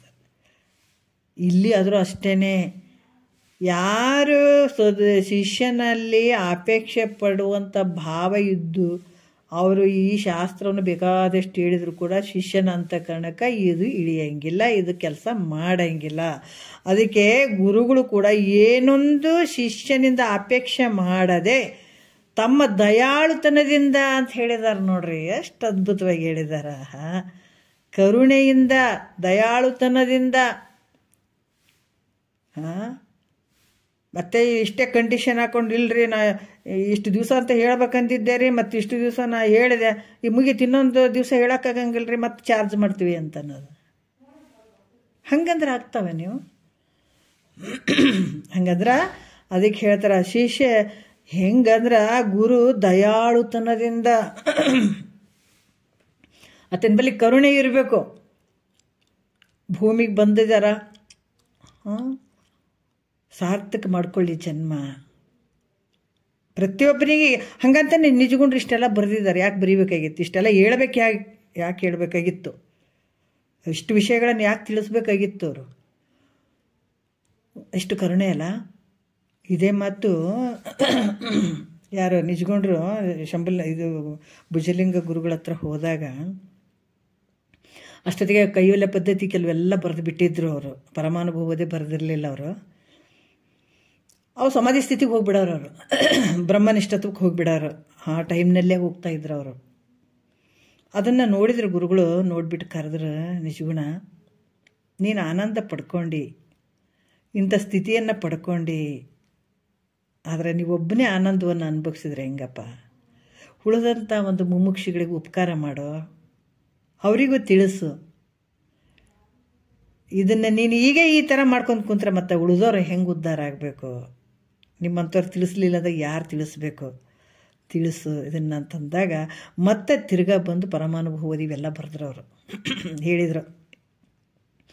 ಹೇಳೋ ಉದ್ದೇಶ ಏನಂತಂದ್ರೆ, ಗುರುವಿನಲ್ಲಿ ಕರುಣೆ, ಅದಕ್ಕೆ ಕರುಣ ರಸದ ಕೂಡಿ ವರಿವ ಕಟಾಕ್ಷದ ಪರತತ್ವ ಅರುಪು ಆಲಾಪದ ವರಪುಣ್ಯಮಯ ಶರೀರದ ನಿರಾಭಾರಿ ಸದ್ಗುರುವಿರಲೆನ್ನ ಮಾನಸದಲ್ಲಿ ಅಂತ ಹೇಳಿದಾರೆ ಅವರು. ಅತ ಹೆಂಗಿರ್ಬೇಕು ಗುರು? ಕರುಣ ರಸದ ಕೋಡಿ ವರಿವ ಕಟಾಕ್ಷದ ಪರತತ್ವ ರೂಪು ಆಲಾಪದ. ಯಾರ ಶಿಷ್ಯರು ಬಂದರು ಅಂತಂದ್ರೆ, ಏನು ಬಿತ್ತಿದೆಯಪ್ಪ, ಏನು ಬೆಳೆದಿದಪ್ಪ, ರೊಕ್ಕ ಎಷ್ಟು ಮಾಡಿದಿ, ರೂಪಾಯಿ ಎಷ್ಟು ಮಾಡಿ ಅಂತ ಕೇಳ್ತಾರನ್ನ ಗುರುಗಳು. ಅದನ್ನ ಯಾಕೆ ಕೇಳ್ತಾರೆ ಹೇಳ್ರಿ? ಅದನ್ನು ಅವೆಲ್ಲ ಹಂಗೆ ಇರ್ತಾವೆ, ಸಂಸಾರ ಅನ್ನೋದು ಹಂಗೆ ಇರ್ತದೆ, ಅದನ್ನು ಕೇಳ್ಕೊಂತ ಕುಂದಿರ್ತಾರೆ. ಅದಕ್ಕೆ ಪರತತ್ವ ಆತ ಮಾತಾಡಿದ್ರೆ ಬರೀ ಪರಬ್ರಹ್ಮದ ವಿಷಯನೇ ಮಾತಾಡ್ತಾನೆ ನೋಡ್ರಿ. ಆತ ಅದೇ ವಿಷಯನೇ ಹೇಳ್ತಾನತ್ತ. ಏನು ಪರಮಾತ್ಮನ ಸ್ವರೂಪನೇ, ಕಾಣುವಂಥದ್ದೆಲ್ಲ ಪರಬ್ರಹ್ಮನ. ಪರತತ್ವ ಅರುಪು ಆಲಾಪದ ಅದೇ ವಿಷಯನೇ ಮಾತಾಡ್ತಾನತ್ತ. ಆಲಾಪದ ವರ ಪುಣ್ಯಮಯ ಶರೀರದ ನಿರಾಭಾರಿ ಸದ್ಗುರುವಿರಲೆನ್ನ ಮಾನಸದಲ್ಲಿ. ಎಷ್ಟು ಚಂದ ಹೇಳ್ತಾರೆ. ಅಂತತ ಇಲ್ಲಿ ಇರಬೇಕಾಗ್ತದ.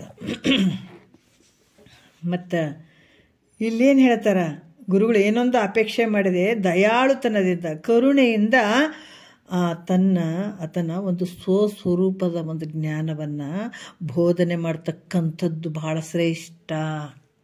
ಯಾವ ಅಪೇಕ್ಷೆ ಇರಕೂಡ್ದು, ಇರದೇನೆ ಅಲ್ಲಿ ಇಂಥ ಸ್ವಸ್ವರೂಪದ ಜ್ಞಾನವನ್ನು ತಿಳಿಸ್ಲಿಕ್ಕೆ ನೋಡಬೇಕು. ಸದ್ಗುರು ಆದಂಥವನು ಯಾವ ಅಪೇಕ್ಷೆ ಬಯಕೆ ಇರಬಾರ್ದು. ನಿರಾಸೆ ಭಾವನೆಯಿಂದ ಆತ ಗುರು ಶಿಷ್ಯರಿಗೆ, ಕೇಳುವಂಥ ಅಧಿಕಾರಿಗಳಿಗೆ ಬರೀ ಜ್ಞಾನ ಬೋಧನೆಯನ್ನು ಮಾಡಬೇಕು ಅಂತ ಹೇಳ್ತಾರೆ ಅವರು.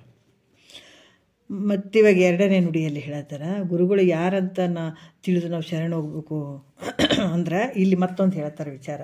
ಅಲ್ರಿ ನೀವೆಲ್ಲ ಹೇಳಕತ್ತೀರಿ ಖರೆ, ಆದ್ರೆ ಗುರುಗಳು ಯಾರಂತಲೇ ನಮಗೆ ಗೊತ್ತಿಲ್ಲ, ನಮಗೂ ಗೊತ್ತಿರಲಿಲ್ಲ.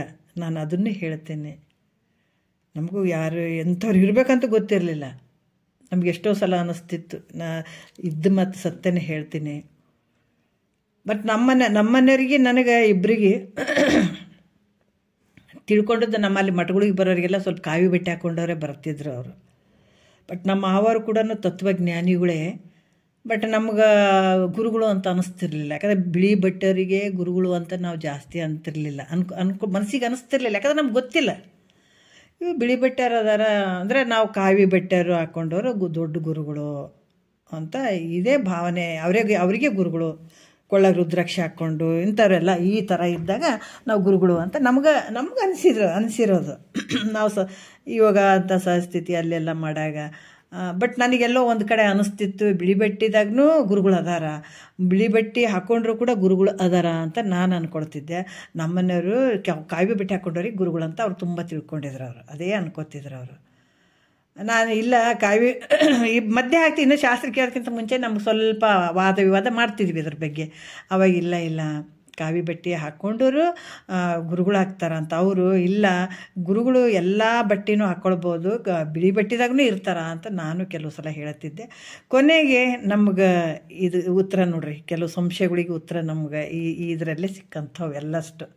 ಆವಾಗ ಇದು ಕೇಳಿದ ಮೇಲೆ ಮತ್ತೆ ಮಾತಾಡ್ಕೊಂಡಿವಿ, ನಾವೇನೇನೋ ತಿಳ್ಕೊಂಡ್ಬಿಟ್ಟಿದ್ದೀವಲ್ಲ. ಗುರುಗಳು ಅಂತಂದ್ರೆ ಮಠದಾಗೆ ಇರಬೇಕು, ಈ ಕಾವಿ ಬಟ್ಟೆನೇ ಹಾಕ್ಕೊಂಡಿರ್ಬೇಕು. ಅಲ್ಲ, ಮಠದಾಗಿದ್ದವ್ರು ಕಡಿಮೆ ಅಂತ ನಾವು ಅಂದ್ಕೊಳಂಗಿಲ್ಲ. ಅವ್ರವ್ರ ಪ್ರಾರಬ್ಧದ ಮೇಲೆ ಅವರು ಜ್ಞಾನಿಗಳು ಇರ್ತಾರೆ, ಇಲ್ಲ ಅಂತಿಲ್ಲ. ಬಟ್ ಹೇಳುವಂಥ ಉದ್ದೇಶ, ಗುರು ಅನ್ನತ್ತ ಮಠದಲ್ಲಿ ಇರ್ಬೋದು, ಕಾವಿ ಬಟ್ಟೆರ ಹಾಕ್ಕೊಂಡಿರ್ಬೋದು, ಬಿಳಿ ಬಟ್ಟೆರ ಹಾಕ್ಕೊಂಡಿರ್ಬೋದು, ಮಾಮೂಲಿ ಯಾವ್ದು ಬಟ್ಟೆರ ಹಾಕ್ಕೊಂಡಿರ್ಬೋದು, ಅಥವಾ ಹೊರಗಡೆ ತಿರುಗಾಡ್ಬೋದು, ಒಳಗಡೆನೇ ಇರ್ಬೋದು, ಎಲ್ಲಾದರೂ ಇರ್ಬೋದು. ಈ ವಿಷಯ ನಮಗೆ ಇಲ್ಲಿಂದನೇ ಗೊತ್ತಾದಂಥದ್ದು, ಈ ಶಾಸ್ತ್ರದಿಂದನೇ ನಮಗೂ ಗೊತ್ತಾದಂಥದ್ದು. ಆವಾಗ ನಮ್ಗೆ ಗಾಬರಿ ಆಗಿಬಿಡ್ತು, ನಾವೇನು ತಪ್ಪು ತಿಳ್ಕೊಂಡಿದ್ದೀವಲ್ಲ ಅನ್ನುವಂಥ ಭಾವ ನಮಗೆ ಬಂತು ಅವಾಗ. ಇಲ್ಲಂತಿಲ್ಲ. ಅಂದರೆ ಗುರುಗಳು ಯಾರು ಅಂತ ತಿಳ್ಕೊಬೇಕು ನಾವು. ಇಂಥ ಸದ್ಗುರು, ಶ್ರೋತ್ರಿಯ ಬ್ರಹ್ಮನಿಷ್ಠ ಸದ್ಗುರುಗಳು ಸಿಗೋದು ಭಾಳ ಕಷ್ಟ. ಯಾಕಂದ್ರೆ ಬೇರೆ ಬೇರೆಯವ್ರು ಸಿಗ್ತಾರೆ, ಭಾಳಷ್ಟು ಜನ ಸಿಗ್ತಾರೆ. ಒಬ್ಬರು ಚಲೋನೂ ಹೇಳ್ತಾರೆ, ಒಬ್ರು ದಾರಿ ತಪ್ಪಿಸೋರ್ನೂ ಇರ್ತಾರೆ, ಒಬ್ರು ರೊಕ್ಕ ರೂಪಾಯಿ ತೊಗೊಳೋರ್ನೂ ಇರ್ತಾರೆ, ಒಬ್ಬರು ಕುಡಿದು ತಿಂದು ಮನೆ ಹಾಳು ಮಾಡೋರ್ನೂ ಇರ್ತಾರೆ. ಹೀಗೆ ಆಯಿತು ನಮಗೆ. ಇಲ್ಲಿ ಕೆಲವೊಂದೆಲ್ಲ ಬರ್ತಿದ್ರು, ನಾವು ನೋಡ್ತಿದ್ವಲ್ಲ ಪಾಪ, ಈ ಕುಡಿದು ಗಾಂಜಾ ಸೇದೋದು ಅದು ಕೆಲವು ಸಾಧುಗಳು ಮಾಡ್ತಾರೆ. ಅವರು ಗುರುಗಳಂತಲೇ ತಿರುಗಾಡ್ತಿರ್ತಾರೆ. ಈಗ ಅಲ್ಲಿ ಕೆಲವರು ಅಲ್ಲೆಲ್ಲೆಲ್ಲಿರೋ ಅವ್ರು ಬೇರೆ ಬೇರೆ ರೀತಿಯಿಂದ ಇರ್ತಾರೆ, ಇಲ್ಲ ಅಂತಿಲ್ಲ. ಮತ್ತು ಅವರು ಗುರುಗಳಂತ ಅನ್ಸ್ಕೊಳ್ತಾರಲ್ಲ, ಇವರು ದೊಡ್ಡ ಆಫೀಸರ್, ದೊಡ್ಡ ಆಫೀಸರೇ ಇದ್ದರು. ಪಾಪ ಗುರುಗಳಂತ ಭಾಳ ನಂಬಿಕೆ ನೋಡ್ರಿ. ಇದು ಪುಣ್ಯದ ಫಲದ ಪುಣ್ಯದಿಂದನೂ ಗುರುಗಳು ಸಿಗ್ತಾರೆ ನೋಡ್ರಿ. ಇಲ್ಲಿ ಕೂಡ ಅವ್ರು ಏನು ಮಾಡಿದರು, ಗುರುಗಳಂತ ಭಾಳ ಅಪೇಕ್ಷೆ. ಎಲ್ಲೇನ ಭಜನೆ ಮಾಡಬೇಕಾದಾಗ ನಾವು ಕಣ್ಣಾರೆ ನೋಡಿದ್ದು ಹೇಳ್ತೀನಿ ನಾನು. ಎಲ್ಲೇನ ಭಜನೆಗಳು ನಡೆದಿತ್ತಂದ್ರೆ ಈ ಅಪ್ಪ ಹೋಗಿ ಕುಂತು ಭಜನೆ ಮಾಡತ್ತ, ನಾವು ಅನಿಸ್ತಿತ್ತು ಅಲ್ಲಿ ಮಠಗಳದಾಗ ಅಲ್ಲಿ ಬಂದು ಕುಂತಾಗ ಭಜನೆ ಮಾಡ್ತಿದ್ನಲ್ಲ, ಇಲ್ಲ ಇಂಥ ದೊಡ್ಡ ಆಫೀಸರ್ ಆಗಿಬಿಟ್ಟು ಈ ಥರ ಭಜನೆ ಮಾಡ್ತಾನಲ್ಲ, ಗುರುಗಳ ಜೊತೆನೇ ಇರ್ತಾನಲ್ಲ ಅನ್ನುವಂಥ ಒಂದು ಖುಷಿ ಆಗಿರೋದು ನಮಗೆ. ಆಯಿತು, ಆತ ಪಾಪ ಇಂಥ ಒಂದು ದೊಡ್ಡ ಆಫೀಸರ ಕೈ ತುಂಬ ಸಂಬಳ ಅವ್ರಿಗೆ ಕೊಡೋದು ಇದೆಲ್ಲ ಮಾಡ್ತಿದ್ದು. ಅವರು ಆನಂದದಾಗಿರ್ಬೇಕು ಅಂತ ಹೇಳ್ತಾರೆ. ಸಾಧುಗಳು ಹೇಳ್ತಿರ್ತಾರೆ ಕೆಲವು ಸಲ, ಆನಂದದಾಗಿರ್ಬೇಕು, ಗಾಂಜಾ ಸೇದಬೇಕು, ಅದು ಸೇದಬೇಕು, ಭಾಳ ಆನಂದದಾಗಿರೋ ಎಲ್ಲ ಬಿಟ್ಟಿರ್ತಾರೆ ನೋಡ್ರಿ. ಸಂಸಾರದೆಲ್ಲ ಬಿಟ್ಟಿಗೆ ಹಿಂಗೆ ತಿರುಗಾಡ್ತಿರ್ತಾರೆ, ಎಲ್ಲೆಲ್ಲಿ ಮಠಗಳು ಕಾಣ್ತಾವೆ ಅಲ್ಲಿ ಇರ್ತಾರೆ. ಹಿಂಗೆ ಕೆಲವ್ರೂ ಇರ್ತಾರೆ. ಅವ್ರು ಆನಂದ ಮಾಡ್ಬೇಕು ಅಂತ ಹೇಳ್ಬಿಟ್ಟು ಒಂದು ಕುಡಿಯೋದು, ಆಮೇಲೆ ಈ ತಂಬಾಕ್ಸೋದು. ಪಾಪ ಈತಿಗೇನು ಗೊತ್ತಿಲ್ಲಾರ್ದ ಮನುಷ್ಯ. ಗುರುಗಳು ಅನ್ನೋದು ಒಂದು ಅದು ಏನು ಹಿಂದಿನ ಒಂದು ಸಂಸ್ಕಾರದ ಫಲದಿಂದ ಗುರುಗಳು ಅಂದರೆ ಭಾಳ ಶ್ರೇಷ್ಠ ಭಾವದಲ್ಲಿ ಇಟ್ಕೊಂಡಿದ್ದಾತ. ಈ ಓದ್ಗಳನ್ನೇ ಅವ್ರು ಏನು ಮಾಡಿದರು, ಇಲ್ಲ ಗುರುಗಳು ಪ್ರಸಾದ ತೊಗೊಳ್ಬೇಕಂತ ಗಾಂಜಾ ಕೊಡೋದು. ಅದನ್ನು ಗುರುಗಳು ಹೇಳಿದ್ದಾರೆ, ಮತ್ತು ಒಲ್ಲ ಅನ್ನಕ್ಕೆ ಹೆಂಗೆ ಬರ್ತದೆ ಹೇಳ್ರಿ. ಗುರುಗಳ ಅಪ್ಪಣೆ ಆಗ್ಯದ ಅಂತಂದ್ರೆ ಮತ್ತೆ ಹೆಂಗಾರ ಅದನ್ನು ತೊಗೊಳ್ಬೇಕಲ್ಲ. ಅದನ್ನು ತೊಗೊಂಡ, ಆಮೇಲೆ ಕುಡಿಯೋದು ತೊಗೊಂಡ, 1 ದಿವಸ ಆಯಿತು, 2 ದಿವಸ ಆಯಿತು, 3ನೇ ದಿವಸ ಜೀವನ ಬರಿಬಾದ. ಅದಕ್ಕೆ ಅಡಿಕ್ಟ್ ಆಗಿಬಿಟ್ಟ ಮನುಷ್ಯ. ಬರ್ತಾ 1 ತಿಂಗಳಾಯಿತು, 2 ತಿಂಗಳಾಯಿತು, ನೌಕರಿ ಬಿಟ್ಟ, ಹೋಗಲಿಲ್ಲ. ಜಾಸ್ತಿ ಇಲ್ಲೇ ಸಂಬಳ ತಂದು ಕೊಡೋದು, ಇಲ್ಲೇ ಬೀಳೋದು, ಹೆಂಡ್ತಿ ಮಕ್ಕಳ ಕಡೆ ಗಮನ ಇರಲಿಲ್ಲ. ಪೂರ್ತಿ ಇದೇ ಭಾವದಲ್ಲಿ ಬಂದುಬಿಟ್ಟ. ಹೇಳುವಂಥ ಉದ್ದೇಶ ಅಂದ್ರೆ ಗುರುಗಳು ಸಿಗಬೇಕಾದ್ರೂ ಒಂದು ಪುಣ್ಯದ ಫಲದಿಂದನೇ ಸಿಗಬೇಕಾಗ್ತದೆ. ಇಲ್ಲಾಂದ್ರೆ ಎನ್ನಯ್ಯ ಗುರು ತಂದೆ ತನ್ನಂತೆ ಮಾಡಿದನು ಇನ್ಯಾರ ಗೊಡುವೆ ಏನಿಗೆ ಅಂತ ಹೇಳ್ತಾರಲ್ಲ. ಹಾಗಾಗಿ ಗುರುಗಳು ಹಿಂಗೂ ಮಾಡ್ಕೋತಾರೆ, ಹಂಗೂ ಮಾಡ್ಕೋತಾರೆ. ತಮ್ಮಂಗೆ ಮಾಡ್ಕೊಂಡು ಹಿಂಗೆ ಹಾಳು ಮಾಡೋರ್ನು ಇರ್ತಾರೆ ಗುರುಗಳು. ಅದಕ್ಕೆ ನಾವು ತಿಳ್ಕೊಳ್ಳಿ ಎಂಥ ಗುರುಗಳು ಇರಬೇಕು ನಮ್ಗೆ ಅನ್ನುವಂಥದ್ದು ಕೂಡ ಭಾಳ ಹುಷಾರು ಇರ್ಬೇಕಂತಾರೆ ಮಹಾತ್ಮರು. ನಾನಾ ರೀತಿಯಿಂದ ಗುರು ಅಂತ ವೇಷ ತೊಡ್ಕೊಂಡು ನಾನಾ ರೀತಿಯಿಂದ ಜೀವನಗಳನ್ನು ಹಾಳು ಮಾಡಿದಂಥವ್ರು ಬೇಕಾದಷ್ಟು ಜನ ಇದ್ದಾರೆ. ಅದನ್ನು ನೀವು ತಿಳ್ಕೊಳ್ಬೇಕಾದ್ರೆ ಇಲ್ಲಿ ಆ ಥರ ಗುರು ಯಾರಂತ ತಿಳಿದು ನಾವು ಶರಣ ಹೋಗ್ಬೇಕಂತ ಕೇಳಿದ್ರೆ ಗುರುಗಳ ಲಕ್ಷಣ ಹೇಳ್ತಾರೆ. ಹಿಂಗೆ ಲಕ್ಷಣಗಳು ಇರಬೇಕು ಅವರು. ಅದು 2ನೇ ನುಡಿಯಲ್ಲಿ ಹೇಳ್ತಾರೆ, ನಿರಹಂಕಾರದೇ ಪರತತ್ವವದನು ದೋಷ ವಿರಹಿತಮನೆ ತಿಳುಪುವವನು ಗುರುವರನೆಂದು ನಂಬಲು ಬೇಹುದಾದ ಆನಂದ ಶರನಿಧಿಯನಿಪ ಸುಂದರ ಗಾತ್ರೆ ಅಂತ ಹೇಳ್ತಾರೆ ಅವರು. ಆನಂದ ಶರದಿ ಏನಪ್ಪ ಅಂತ ಸುಂದರ ಗಾತ್ರೆ ಅಂತ ಯಾಕೆ ಹೇಳಿದ್ರೆ, ಆನಂದದ ಒಂದು ಸಮುದ್ರವೇ ಆಗಿರುವಂಥ ಆಕೆಯ ಒಂದು ಶರೀರ, ಅದ್ರ ಬಗ್ಗೆ ಅವರು ವರ್ಣನೆ ಮಾಡ್ತಾರೆ. ಯಾಕಂದ್ರೆ ಆಕೆ ಆನಂದವನ್ನೇ ಕೇಳ್ಕೊಳಕ್ಕೆ ಕೂತ್ಕೊಂಡಿದ್ದಾಳೆ. ಮೊದಲೇ ಹೇಳ್ಯಾರ ಮೈತ್ರ ನೀ ಧನ್ಯ ಅಂತ ಹೇಳಿದ್ದಾರೆ. ಕೇಳ್ತೀನಿ ಅಂತ ಭಾವ ಬಂದಾಗೆ ನೀ ಭಾಳ ಧನ್ಯ ಅಂತ ಹೇಳಿಬಿಟ್ಟಿದ್ದಾರೆ ಅಂತಂದಾಗ ಅವರು ಎಲ್ಲ ಶರೀರ ಆಗಿರ್ಬೋದು, ಮನಸ್ಸು ಅಂತ ಕಡೆಗೆ ಎಲ್ಲ ಧನ್ಯನೇ ಅವ್ರದ್ದು. ಆ ರೀತಿ ಹೇಳುವಂಥದ್ದು. ನಿರಹಂಕಾರದೇ ಅಂತಂದ್ರೆ ಗುರು ಹೆಂಗಿರ್ಬೇಕಂತಂದ್ರೆ ಹೇಳ್ತಾರೆ, ನಿರಹಂಕಾರದೇ ಅಂದ್ರೆ ಆತನಲ್ಲಿ ಕೂಡ ಯಾವ ಅಹಂಕಾರ ಇರ್ಕೂಡ್ದು. ಅಂದ್ರೆ ಜ್ಞಾನ ಉಪದೇಶವನ್ನು ಮಾಡುವಂಥ ಕಾಲಕ್ಕೆ ನಾ ಗುರು ಅದಿನಂತ ಅಭಿಮಾನ ಇಲ್ಲದೆ, ನಾ ಗುರು ಅದಿನೇ ಅವ್ರ ಶಿಷ್ಯರದಾರ ಅಂತನ್ನುವಂಥ ಅಹಂಕಾರ ಭಾವ ಒಂದು ಚೂರು ಇರಬಾರ್ದು ಆತನ ಬಲ್ಲೆ. ಏನೊಂದು ಇಚ್ಛಿಸದೆ ನೋಡ್ರಿ. ಅದಕ್ಕೆ ನಿರಹಂಕಾರದೇ, ಯಾವ ಅಹಂಕಾರ ಇರಬಾರ್ದು. ನಾನು ಗುರು ಅದೇನೆ, ನನ್ನ ಹಂಗೆ ಶ್ರೇಷ್ಠ ಅದೇನೆ. ಮತ್ತು ಪರತತ್ವ ನಿರಂಕಾರದೆ ಪರತತ್ವವದನ್ನು ದೋಷ ವಿರಹಿತ ಮನೆ ಅಂತ ಹೇಳ್ತಾರೆ ಅವರು. ಯಾಕಂದ್ರೆ ಈ ಜ್ಞಾನ ಉಪದೇಶವನ್ನು ಮಾಡುವಂಥ ಗುರು ಅನ್ನುವಂಥ ಅಭಿಮಾನವಿಲ್ಲದೆ ಪರತತ್ವವದನು ಅಂತ ಹೇಳ್ತಾರೆ ಅವರು. ಅಂದ್ರೆ ಪರಬ್ರಹ್ಮ ಸ್ವರೂಪವನ್ನು ಯಾವುದೊಂದು ದೋಷದಿಂದ ಕೂಡಿರದೆ ಹಾಗೆ. ಯಾಕಂದರೆ ಯಾವುದೊಂದು ದೋಷ ಅಲ್ಲಿ ಇರಬಾರ್ದು. ಪರಬ್ರಹ್ಮವನ್ನು ಯಾವುದೊಂದು ದೋಷ ಕೂಡದೆ ಹಾಗೆ ಹೇಳಬೇಕಾದಂಥದ್ದು, ಬೋಧಿಸ್ತಕ್ಕದ್ದು ಅಂತ ಹೇಳ್ತಾರೆ. ಇಂಥ ಗುರುವರನ್ನೆಂದು ಇದಕ್ಕೆ ಗುರುಗಳಲ್ಲಿ ಮೇಲಾದವಂತ ಈ ಭಾವ ಇಟ್ಕೊಂಡು ಯಾರು ಹೇಳ್ತಾರೆ ಗುರುಗಳು ಅದಾರಲ್ಲ, ಆ ಗುರುಗಳಲ್ಲಿ ಶ್ರೇಷ್ಠವಾದಂಥದ್ದಿತ. ಅದಕ್ಕೆ ನಾನು ಗುರು ಅದೇನೆ, ನಾ ಭಾಳ ದೊಡ್ಡ ತಿಳ್ಕೊಂಡಿದ್ದೀನಿ ಅನ್ನುವಂಥ ಭಾವ. ಶಿಷ್ಯದನ ಅಂತನ್ನುವಂಥ ಭಾವ ಆಗಿರ್ಬೋದು, ಮತ್ತು ಶಿಷ್ಯ ಹಂಗಿರ್ಬೇಕು ಅನ್ನುವಂಥದ್ದಾಗಿರ್ಬೋದು. ಏನೊಂದು ಇಚ್ಛೆ ಮಾಡದೆ ನೋಡ್ರಿ, ಯಾವುದು ಇರಬಾರ್ದು. ಯಾವ ಅಹಂಕಾರ ಗುರುವಿನಲ್ಲಿ ಕೂಡ ಇರಬಾರ್ದು. ನಾನು ಹಂಗದೀನಿ ಹಿಂಗದೀನಿ, ದೊಡ್ಡ ಶ್ರೀಮಂತದೀನಿ, ದೊಡ್ಡ ಮಠದವದೀನಿ, ನಾನು ಭಾಳ ದೊಡ್ಡ ತಿಳ್ಕೊಂಡವದೀನಿ. ಇದರಲ್ಲಿ ಭಾಳಷ್ಟು ಇರ್ತಾವೆ. ಗುರುಗಳಲ್ಲಿನೂ ಇಲ್ಲಂತಿಲ್ಲ, ಗುರುಗಳಲ್ಲಿ ಭಾಳಷ್ಟು ಅಹಂಕಾರಗಳು ಇರ್ತಾವೆ. ಅವ್ರು ಈಗ ಭಾಳಷ್ಟು ವಿಚಾರಗಳಲ್ಲಿ ನಾವು ನೋಡಿದಾಗ ಗುರುಗಳು ಅವ್ರವ್ರದ್ರಾಗ ಭಾಳಷ್ಟು ಇರುವಂಥದ್ದು ಅದೆಲ್ಲ ಹಿಂಗೆ ಹೇಳ್ತಿದ್ರು. ಗುರು ಶಿಷ್ಯರು ಹೋದಾಗ ಅದು ಈ ತತ್ವ ಬಲ್ಲಂಥ ಗುರುಗಳು, ನಾ ಹೆಸರೇ ಹೇಳಂಗಿಲ್ಲ, ಸುಮ್ಮನೆ ತತ್ವ ಬಲ್ಲಂಥ ಸದ್ಗುರುಗಳು ಇವರು. ಭಾಳಷ್ಟು ವಿಚಾರ ಹೇಳುವಂಥವ್ರು. ಅಲ್ಲಿ ಫಂಕ್ಷನ್ಗೆ ಹೋಗಿದಾರ. ಈ ಗುರುಗಳದಾಗ ಚೇರ್ಗಳು ಸ್ವಲ್ಪ ಹೆಚ್ಚು ಕಮ್ಮಿ ಹಾಕಿದ್ರೆ ಕೆಲವ್ರಿಗೆ ಸಿಟ್ಟು ಬರ್ತಿರ್ತದೆ ನೋಡ್ರಿ. ಅವ್ರಿಗೆ ದೊಡ್ಡ ಕುರ್ಚಿ ಹಾಕ್ಯಾರ, ನಮಗೆ ಸಣ್ಣ ಕುರ್ಚಿ ಹಾಕ್ಯಾರ. ಏನು ಮಾಡ್ತೀರಿ? ಅಲ್ಲಿ ಹೋದಾಗ ದೊಡ್ಡದೊಂದು ಕುರ್ಚಿ ಹಾಕಿದ್ರು. ಆ ದೊಡ್ಡ ಮಠಾಧೀಶರು ಬಂದು ಕೂತ್ಕೊಳ್ಳೋಂಥದ್ದು. ಉಳಿದವರಿಗೆಲ್ಲ ಮಾಮೂಲಿ ಚೇರ್ ಹಾಕಿದ್ರು. ಇವರು ತತ್ವ ಬಲ್ಲಂಥ ಜ್ಞಾನಿಗಳು ಇವರು. ಇವ್ರಿಗೆ ಮಾಮೂಲಿ ಚೇರ್ ಹಾಕಿದ್ರು, ಇವ್ರನ್ನ ಕೂತ್ಕೊಂಡ್ರು. ಅವ್ರನ್ನ ದೊಡ್ಡ ಗುರುಗಳಂತ ಆತು, ಅವರಿಗೆ ಕರ್ಕೊಂಡು ಬಂದು ಕುಂದಿರಿಸಿಬಿಟ್ರು. ಆ ಯಪ್ಪಗೆ ತತ್ವದ ಬಗ್ಗೆ ಹೇಳೋಕೆ ಬರವಲ್ದು. ಯಾವ ವಿಚಾರ ಹೇಳಕ್ಕೆ ಬರೋವಲ್ದು ಆ ಅಪ್ಪಗೆ. ಅದಕ್ಕಿಂತ ಮುಂಚೆ ಇವ್ರಿಗೆ ಕೊಟ್ಟಿದ್ದರು ತತ್ವವನ್ನು ಬಲ್ಲಂಥವರಿಗೆ. ಅವರು ಚೆನ್ನಾಗಿ ತತ್ವದ ವಿಚಾರಗಳನ್ನು ಅದ್ಭುತವಾಗಿ ತಿಳಿಸಿದ್ರು ಅವರು. ಆಯ್ತು, ಎಲ್ಲರೂ ಸುಮ್ಮನೆ ಕುಂತು ಕೇಳಿದ್ರೆ ಈ ದೊಡ್ಡ ಗುರು ಹೇಳೋಕ್ಕೆ ಶುರು ಮಾಡ್ದ. ಆಮೇಲೆ ಮತ್ತು ಕೊನೆಗೆ ಹೇಳ್ಬೇಕಲ್ಲ ಅವರು. ಏನು ಒಂದು ತತ್ವದ ವಿಚಾರನೇ ಬರೋವಲ್ವ ಅತ್ತಗ. ಆದರೂ ಕೂಡ ಗುರು ಗುರು ಅಂತೆಲ್ಲ ಚಪ್ಪಲಿಗೆ ಬಿಡೋರು ಭಾರಿ ಇರ್ತದೆ ನೋಡ್ರಿ, ಗೊತ್ತೇ ಇರ್ತದೆ. ಈ ಒಂದು ತತ್ವ ಬಲ್ಲಂತ ಗುರುವಿನ ಜೊತೆ ಒಬ್ಬ ಶಿಷ್ಯ ಹೋಗಿದ್ನಲ್ಲ ಆತನಂತ ಅಲ್ರಿ ಗುರುಗಳೇ, ಅವರಿಗೆ ತತ್ವದ ವಿಚಾರನೇ ಗೊತ್ತಿಲ್ಲ. ತತ್ವ ಬಲ್ಲ ಅಂತವನೇ ಅಲ್ಲಾತ. ಆದ್ರೆ ನೀವಿಷ್ಟು ತತ್ವ ಬಲ್ಲಂಥವ್ರು ಅದಿರಿ, ಇಂಥ ಮಹಾನ್ ಗುರುಗಳು ಅದಿರಿ, ನಿಮಗೆ ಇಂಥ ಚೇರಿಗೆ ಹಾಕಿಬಿಟ್ಟು ಅಂಥ ದೊಡ್ಡ ಚೇರ್ ಹತ್ಬಿಟ್ರಲ್ಲ, ನೀವು ಬಂದುಬಿಟ್ರೆ ಹೋಗ್ಬಿಡೋಣ, ಬೇಡ ಈ ಫಂಕ್ಷನೇ ಬೇಡ, ನಾವು ಹೋಗ್ಬಿಡೋಣ ವಾಪಸ್ಸು ಅಂದ್ರವ್ರು.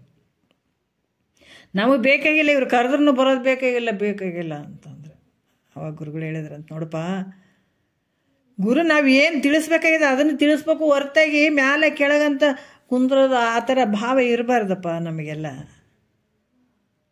ಭಾಳಷ್ಟು ಅದ್ಭುತವಾಗಿ ತಿಳಿಸಿದ್ರಂಥ ಗುರುಗಳು.